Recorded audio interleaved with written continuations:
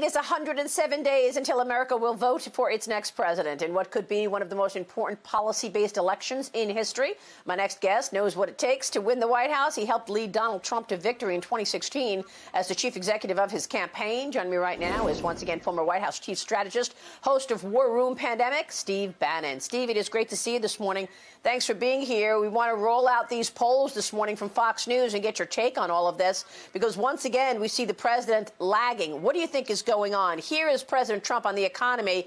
47% approve, 47% disapprove, Steve. And then you've got other polls which show the president lagging Joe Biden. Your take? Listen, when you go back and look I think it was in March, 51% of the American people thought President Trump was doing a good job, a solid job in leadership on this pandemic. I think in the poll it's 37, 38%, something like this. This is about just bold action and bold leadership. What I think the president should do, my recommendation would be, every day start to have the top people around you, Dr. Fauci, Dr. Birx, the vice president, Dr. Redfield at CDC, Chief of Staff Meadows, have them in the Oval, get briefed every day on an action plan, just drive action, action, action, and do it through action, urgency, and focus. And, you know, get a plan for masks, you know, get a plan for the schools, bring the governors in. But with those 5 people around the desk, and then every couple of days you bring the media in and you tell them what the plan of the day is. You tell them where we're driving action. President Trump's a man of action. When he's taken action on whether shutting down China, shutting down Europe, declaring this a national emergency, when President Trump's taken action, the polls reflect that. So I think the poll should be an indication to people in the White House that, hey, you're in the driver's seat here. Just go back to the plan you've got. And also, you've made a decision about federalism. I think it's very smart. But include the governors now, particularly as, you know, this kind of weaponized virus, you know, is impervious to summer heat and humidity. It also is asymptomatic. It also targets, it looks like it targets the most vulnerable. And so this is where they have to have, I think, targeted interventions. I think Dr. Birx has talked about this in the past. The White House has all the elements. I think it's just bring it together around President Trump in a principles only, and every couple of days bring the media in there and let President Trump explain what action he's taken. Not one of these 2-hour press conferences where the media can throw out all these other questions, but focus on the pandemic. If you focus on the pandemic, you'll start to make real progress in that. And I think the polls will all start to fall in place. Remember, the CCP lied. Americans died. I think the president can take leadership in this and drive this, and I think the polls will take care of themselves. What can you say about Joe Biden's plans right now, Steve? This week, the former vice president unveiled a climate plan to cost $2 trillion. Look, he is going to be raising taxes. He's already discussed that he's going to be raising taxes. If Elizabeth Warren is his running mate or not, she could be Treasury Secretary, but she will certainly be an important key voice in the economy. She wants to institute a wealth tax. You know, look, we are facing a $22 trillion debt, and you would say, okay, you have to raise taxes in that regard, but he's using that higher revenue to come up with things like a $2 trillion green plan. What's your take on Biden's agenda?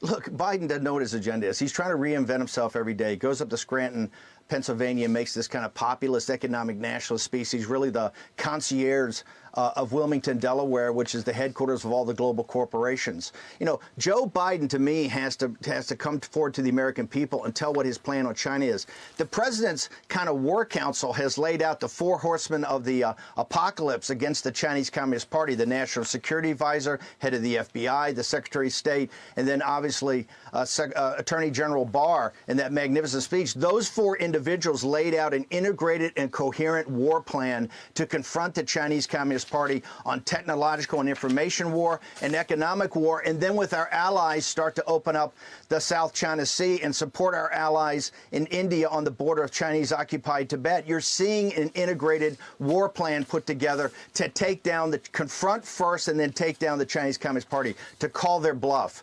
And Joe Biden, in his entire speech the other day on economics, mentioned China, I think, one time, talking about electric vehicles.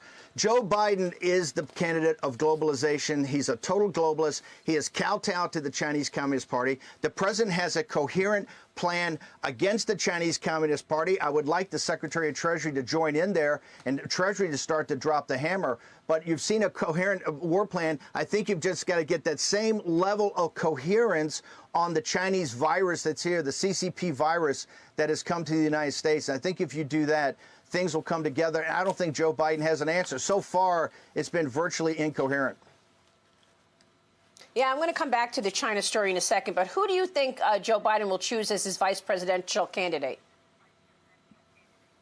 Well, I think the polling internal to Biden, I think the number one thing they're looking at is somebody that can't throw him off the where he's going right now. So I think whether it's Elizabeth Warren, Kamala Harris, I think they're looking at a number of candidates. I don't think it's going to matter at the end of the day who his VP is, because really I think Joe Biden's the one that's going to get smoked out. If President Trump continues to drive action, that Biden's going to be smoked out and going to have to really confront President Trump on the hustings, you know, and I just don't think he's going to stand up. Right now, remember, nothing he puts forward is really coherent, and he's trying to reform himself rebrand himself as a populist and economic nationalist against 45 years of his track record. It's going to be very, very difficult as the Trump campaign, as a full force multiplier off of what's happening at the White House, I think begins to really identify and kind of brand Joe Biden for what he is. Yeah, that was an incredible speech that AG Barr made this week, basically calling out corporate America, Steve, to say, look, you cannot collaborate with the Chinese Communist Party, that you are putting profits over the short term ahead of the real issues around national security over the long term. Do you think increasingly companies are getting it, or are they still seeing the opportunity to sell widgets to 1.4 billion people? Well, they better get it, because he put a shot across their bow when he talked about FARA. And he said, hey, not only he used the word, remember, this is a very smart guy, he used collaborator and appeasement. Okay, collaboration and appeasement. Those words were specifically chosen by Attorney General Barr to put corporate America on notice. Then he talked about FARA. He talked about you guys being lobbyists and actually being unregistered foreign agents. So this is something that he really threw down on. And I got to tell you, it was a magnificent speech. The other ones of the NSA director, of the FBI director, of Pompeo, also have to be reviewed in an entire context of where President Trump is taking this, really, I think, as a war leader on economic and information war. What we have to do today is then stop playing games with the CCP. Stop being a supplicant about this virus. We have to tell them, I believe, you turn over every piece of information, you open up the P4 lab, you let Americans and other scientists from around the world go in there and interview everybody, get every document, or we're going to cut you off. We're going to cut you off from the U.S. dollar. We're going to sanction your banks, and we're going to sanction the highest members of the Chinese Communist Party, Wang Qishan and Xi.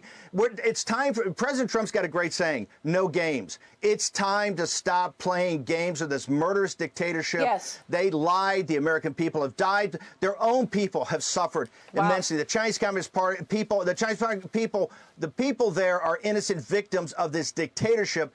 Bill Barr called it out.